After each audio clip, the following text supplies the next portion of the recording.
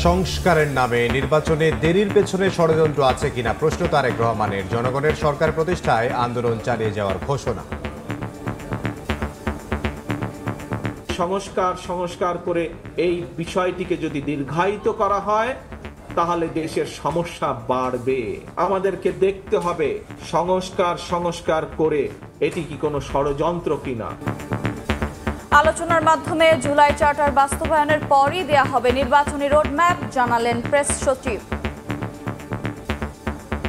রিফর্মগুলো যেগুলো সবাই ঐক্যমতে আসবেন সেটাই হবে জুলাই চার্টার। এই জুলাই চার্টারটারই বাস্তবায়নের আলোকে নির্ভর করবে ইলেকশনটা কি এই বছরের ডিসেম্বরের মধ্যে হবে নাকি আগামী বছর জুনের মধ্যে হবে।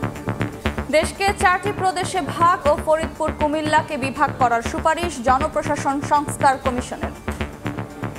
রমজানে নিরবচ্ছিন্ন বিদ্যুৎ সরবরাহের আশ্বাস জ্বালানি উপদেষ্টার। গ্রীষ্মে চাহিদা বিবেচনায় উৎপাদনে ঘাটতির পূর্বাভাস। আপাতত বাড়ছে না বিদ্যুতের দাম।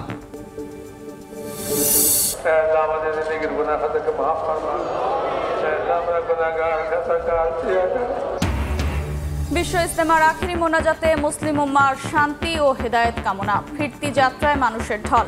14 ফেব্রুয়ারি শুরু দ্বিতীয় পর্ব।